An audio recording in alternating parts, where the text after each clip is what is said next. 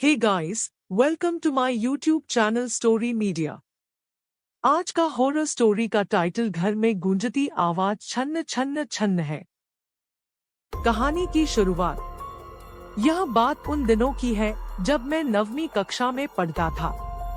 तब मेरी उम्र 14 साल थी। कुछ समय में अपनी फैमिली के साथ रहता था। मेरी फैमिली में मम्मी पापा और मेरी छोटी बहन भी थी। मेरे पापा गवर्नमेंट की नौकरी करते थे, इसलिए हमें सरकारी क्वार्टर्स में रहना पड़ता था। जब मेरे पापा का प्रमोशन हुआ था तब हमने उस कॉलोनी में एक बड़ा सा फ्लैट ले लिया। उसके बाद हम नए फ्लैट में शिफ्ट हो गए। मैं बहुत ही खुश था क्योंकि मैं सोच रहा था कि मैं अपना एक अलग से कमरा लूंगा। पता नहीं क्यों जिस दिन से हम उस घर में रहने के लिए गए थे तब से मुझे उस घर में अजीबोगरीब बेचैनी महसूस हो रही थी। उस घर में मुझे देर से सोने की आदत थी क्योंकि हमारा टीवी चैनल वाला हर रात को एक नई फिल्म दिखाता था और मेरे मम्मी पापा और बहन दूसरे कमरे में जल्द सो जाते थे। शुरू में तो सब कुछ ठीक था, लेकिन अचानक मुझे एक रात को जब मैं अपने बेड पर बैठकर मूवी देख रहा था तो अचानक मुझे रूम के बाहर से किसी की आवाज सुनाई दी। मुझे लगा कि मम्मी यहाँ पानी पीने के लिए उठी होगी। मैंने ध्यान नहीं दिया, लेकिन मैंने टीवी का आवाज थोड़ा धीमा कर दिया। लेकिन 4 से 5 मिनट के बाद फिर से वही आवाज आने लगी। वह आवाज किसी औरत के चलने पर उसके पायल की आवाज आती हो, जैसे कि छन छन छन। बिल्कुल ऐसे ही आवाज आ रही थी।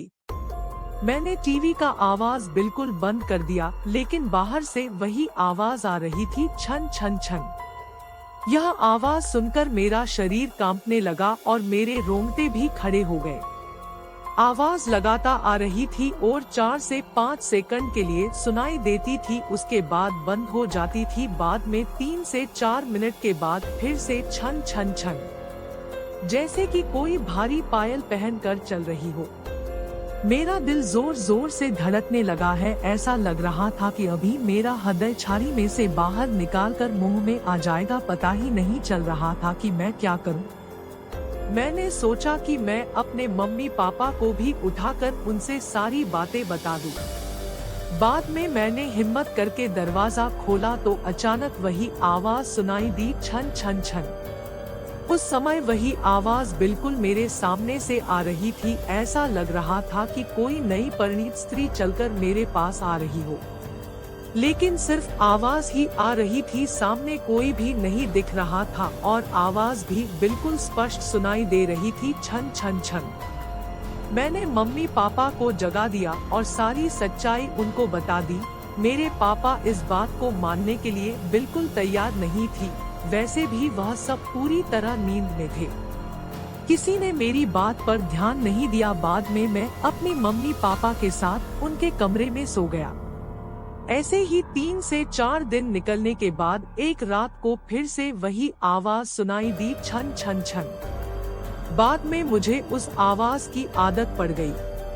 आवाज आने का कोई भी समय नक्की नहीं था। कभी कभी वह आज 10 बजे या फिर 10:30 बजे भी आती थी, परंतु एक बात तो पक्की थी कि वह आवाज सिर्फ मुझे ही सुनाई दे रही थी और दूसरे किसी को भी नहीं। कभी कभी मैं वह आवाज मुझे बहुत ही डर जाता था, लेकिन हमारी कमी कभी भी कुछ भी खराब नहीं होना था। 8 से 9 महीने बाद हमें एक नया फ्लैट मिल गया और हम वहां पर शिफ्ट हो गए। उसी फ्लैट में हमारी जगह पर जो नए लोग रहने के लिए आए थे वह हमारे जान पहचान के लोग थे। उनका बेटा मेरा बहुत अच्छा दोस्त था और उनका फैमिली काफी बड़ा था। एक दिन वह अंकल हमारे घर पर आए और हमसे पूछा कि क्या आपको कभी कभी कोई आवाज सुनाई दे रही थी।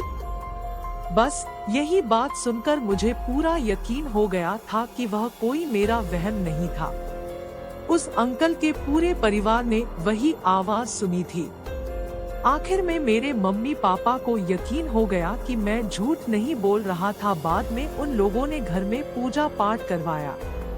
हमने यह बात जानने की कोशिश की थी कि उस घर में आखिर हुआ क्या था। तब जाकर पता चला कि उस घर में एक नहीं बल्कि 6 आत्माएं रह रही है। उस बात को 14 वर्ष हो गए और अब मैं बड़ा हो गया। मुझे पता नहीं है कि क्या आज भी वही आवाज सुनाई दे रही है या नहीं, लेकिन आज भी मैं उस आवाज के बारे में सोचता हूँ तो मेरे मन में एक अजीब सा डर लगने लगता है। भगवान की कृपा है कि आज सब कुछ ठीक है।